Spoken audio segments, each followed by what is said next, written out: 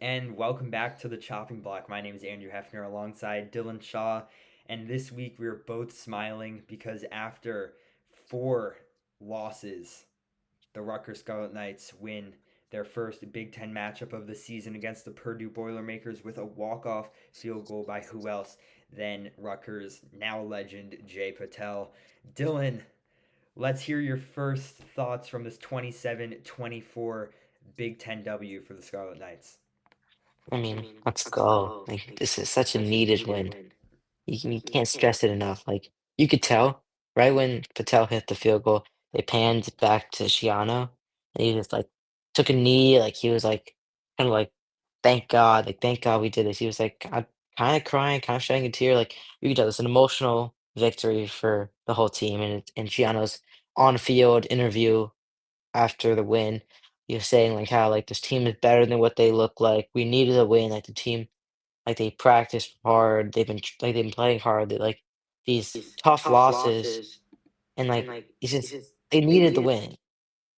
And I'm happy for them because they played so well today. Like all around, both sides of the ball, special teams is included. To start with, who but KJ Duff? 6 catches, 241 yards and a touchdown. Kind of wish he got the record. It would have been 248 yards receiving for the single game record.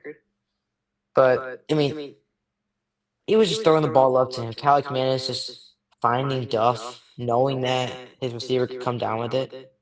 One-on-one matchups. He's 6'6".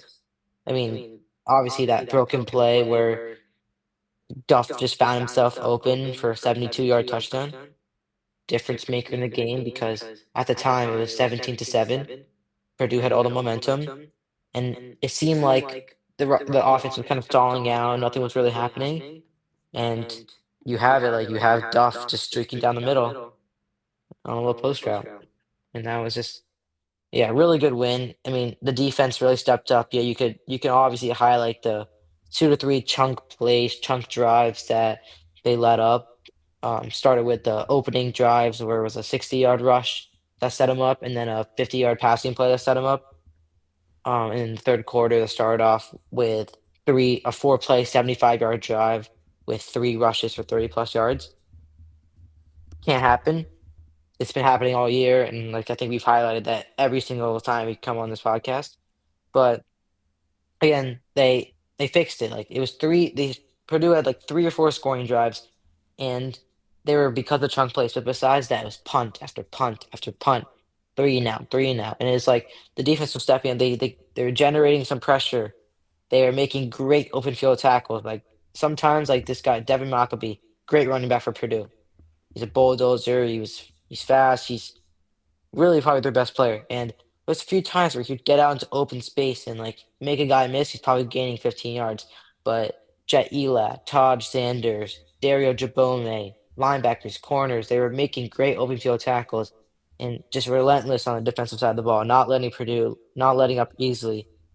And that's great to see because we haven't seen them probably since the Iowa game, since the team has morale was up, and it seems like they showed heart today, and that's great to see.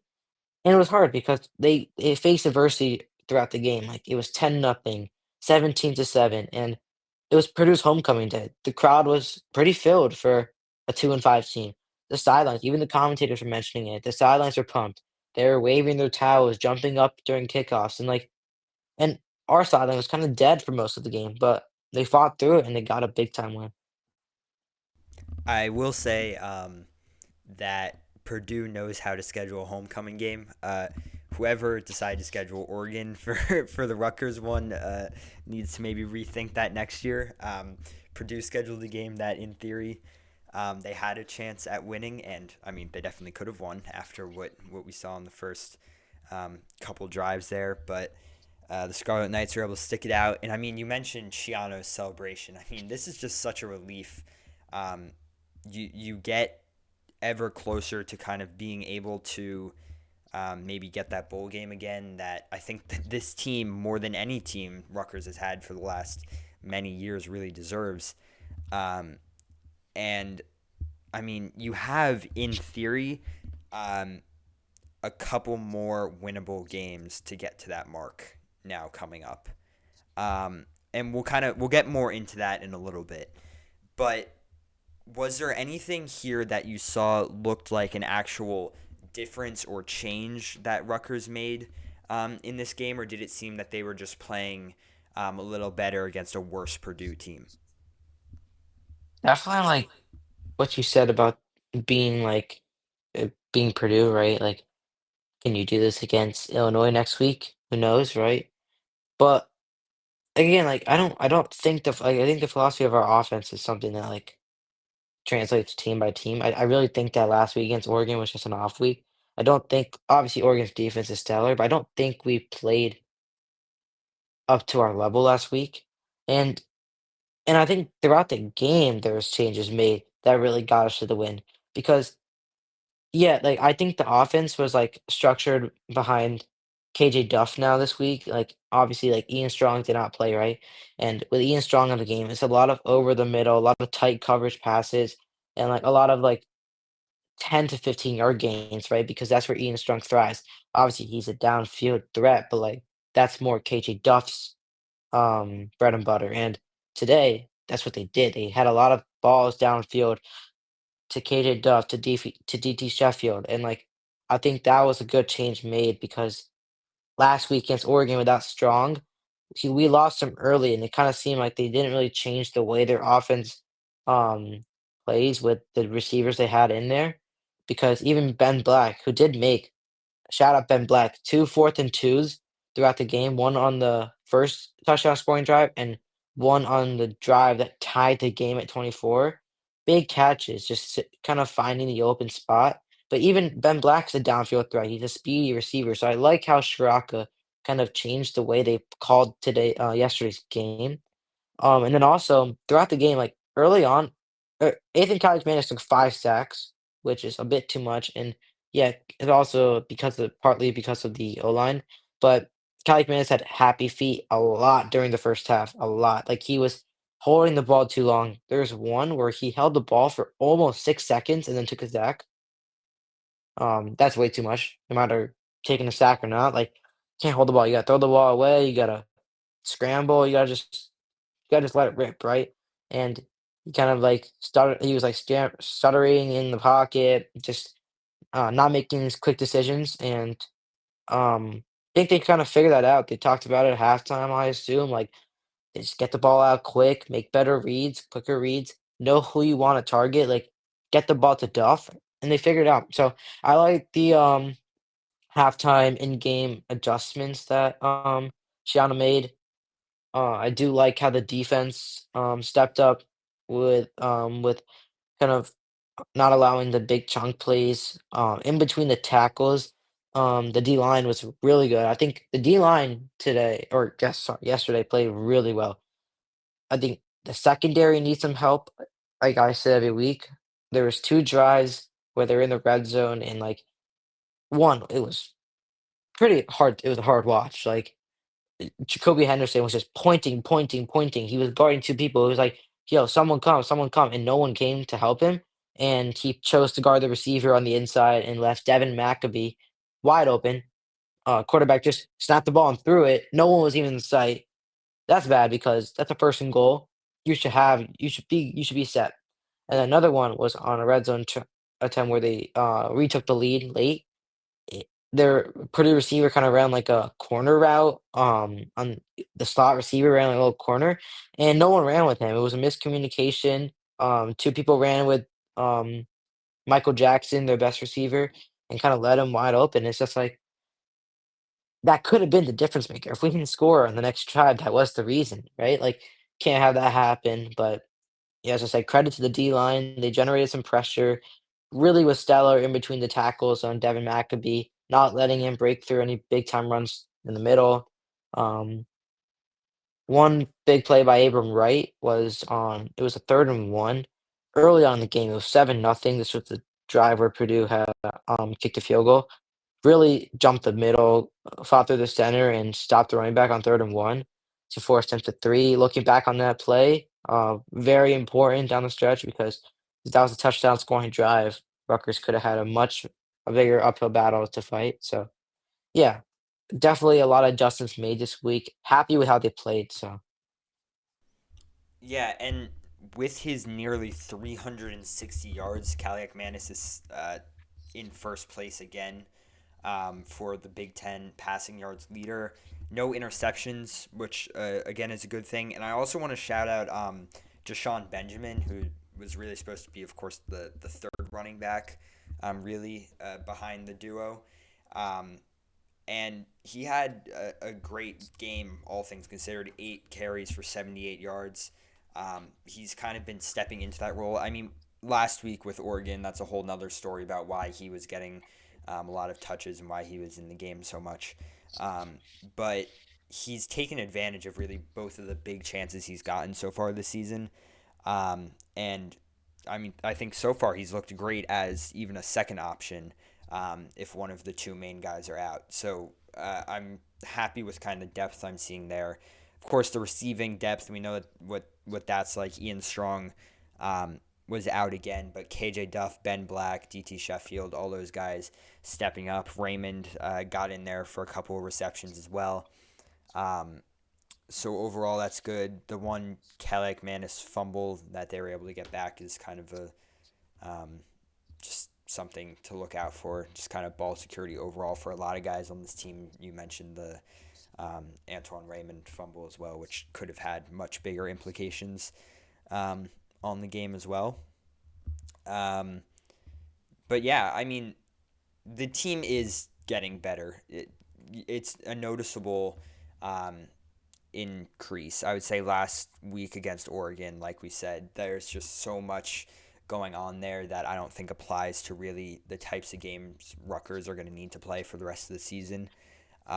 Where, I mean, our corners were never going to have any chance, no matter how hard they trained this season or how much correct preparation they did for it. It wasn't going to really make a difference with the end result of that game. Um, so yeah, I think like looking ahead, I feel confident, cautiously confident. We'll see what happens with Ohio State in 2 weeks, but or in 3 weeks, I guess. But what we're looking at right now, Illinois and Maryland, those are must-win games. If you can win against Illinois, you can easily beat Maryland, and then I think even Penn State is a winnable game. Just with everything that's going on there at the end of the season, we'll see. Again, Oregon State. Some people came into Oregon week feeling confident about that, but I think that's kind of a good preview for what we might be seeing against another top team. yeah, no schedule. It's looking much more manageable than it would have. Illinois is not the top 15 team that they were preseason. Maryland's not the 4-0 team that they were to begin the season with, and Penn State's not the top 2 team they were to begin with, right? 3 games that are winnable, 3 games that we will be I think we'll probably be underdogs in every game, and Maryland's a toss-up. I don't know what the sportsbook will have us in, but, like, we need to keep the mindset of being an underdog. I don't wanna have this, like, "Oh, we're riding high now, we beat Purdue." We beat Purdue. We beat a 2-6 team that is a bottom feeder. Like, they're a bottom feeder Big Ten team. I don't want like, I hope the team doesn't, like, take this as a good thing, right? Like, you got the win, you needed the must win. Like, come on, keep the morale high, but don't get, like, overconfident. Don't walk into Champaign, Illinois next week and be like, we're undefeatable now. No, you're not. You're not, Rutgers, you're not. Illinois is gonna come in there, they're hungry for a win coming off a bad loss to Washington, and you're hungry for another big time win to get yourself over 500. So you gotta just fight through the adversity and walk in with a good mindset of beating Illinois. Do wanna touch on not one thing, this team is just so injury plagued year after year. Last year, I mean, many credit our 7-win season, right? Like, saying we could have done more if it wasn't for the O-line injuries, the defensive, like, front 7 injuries. It's just unbelievable how I don't know if it's, like, overworking them in practice. I don't think so because I think it's just unlucky because yesterday, I think it was in the last drive where we were closing it out, tackle Taj White, went down with an injury, and it was a long injury timeout break. He couldn't put pressure on his leg walking off. Not a good sign because like that's an O lineman. They like usually when they can't put pressure on it, it's not a good injury. And chances are, if he's not out for the season, he's probably out for Illinois. This is to add on to Dante Chin's season-ending injury again. Think against Norfolk State, maybe a game earlier. Don't like CJ Campbell Jr. out for the year against Norfolk State. Like he was supposed to be our guy, a big pickup from FAU. Like they're pass catching back, and we don't have that this year against any Big Ten team. Ian Strong's been battling these injuries now. Moses Walker, our signal caller, I believe, on defense was out for the year early on in Big Ten play. I mean, the list goes on, like those are the few, like Fama Torre, like receiver who's out for his freshman year last year, the injury, got injured in preseason before the year started. Like he was supposed to take a step. He was supposed to be like that Ben Black, maybe one behind him, but at least play. And these guys are just getting injured, injured, injured. And it's like you can't win games all the time when your whole team's played. And it's hard, but I guess it's part of the game. But yeah, no, that's one thing I'm kind of upset about. The Taj White injury is a killer because it happened so late in the game. It didn't even need to happen. But no, and as you said, yeah, Illinois next week, so need to win that. I like what you're saying about Jay Benjamin. I hope he gets more playing time. A lot. Yesterday, Antwan Raymond carried 29 times for 116 yards. I don't know what the math is on that. It's around 4 Uh, yards to carry. yeah, I'll double check. Not Yeah. awful. It's not awful. Like, we'll take that, right? But Jay Benjamin averaged 10 a carry, 8 for 79 or something, 8 for 78. Yeah, nine That's 9.8, which is you know 9.8. Yeah, that's big time. That's big time for a backup running back. And yeah throughout the game, you're just watching. You're like, hold up, this guy's really good right now. He's getting 10 plus yards per carry. He's like leading it down the field. There's a few times where he was getting the bulk of the carries and got us past midfield within like two rushes. And like I really like that because he's a Raymond strives to like he thrives in like the in between tackles, getting upfield, kind of Kyle Monangai style, right? But Benjamin kind of provides a different view. Like he's like outside the tackles, like get outside, use your speed, use your agility, and like make a man miss and get some yards out of that. And I kind of like that. Like I like this parity between the running backs because it's allowing like the defense not to like um commit to in between the tackles, like, make him think, "Alright, he can go in between, he can go outside," like, that's something I think worked yesterday because, like, the defense could not stop Jay early, and then once Jay was taken out of the game, Raymond found his step. Like, I think this sharing the carries a little bit more like they have, um, against Oregon, and then yesterday has been working because the defense can't commit to one running back. They had to change their calls, change the way they attack it. So I like that. And then hopefully we get Strong back next week. Should just add another layer to the offense. And yeah, we're gonna need him. yeah. I mean, I don't know how you're feeling having watched this team more closely than I have this year and all previous years, but I mean, I see the Illinois game as a great challenge. I mean, right now, of course, you're going to be the underdogs no matter what. Coming into this, Illinois is still 5-3, and I'll look at what their specific results were. I mean, they have their FCS win pretty early on, which was big. They have their a win against Duke, Western Michigan blowout, and then of course the Indiana game, 63-10, which is kind of where I think people started to realize um, their season may not be all that it was chalked up to be. 2-point win over USC, a huge win over Purdue, which doesn't really bode well for us considering we only beat them by a field goal way at the end.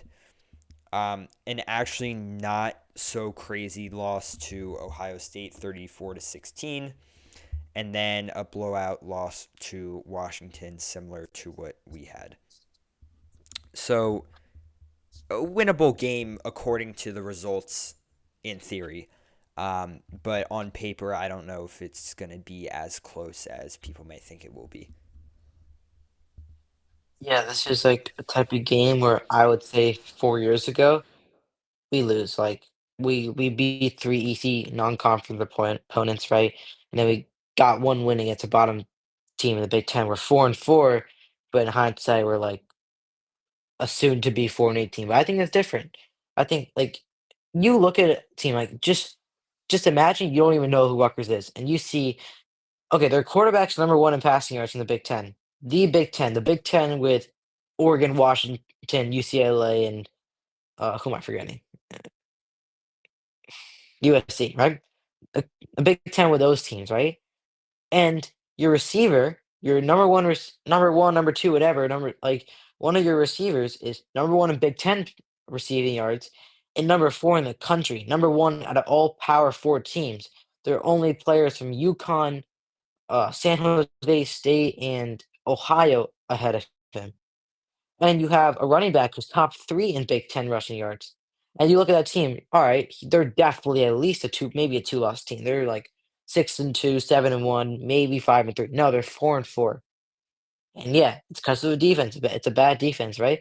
But you look at that, you're like, this team could be anyone on any given night. If this receiver is gonna if this receiver quarterback connection is that good, if this running back's that good, they can be anyone. And I truly think on paper it's the truth. Like I don't think the paper is lying right now.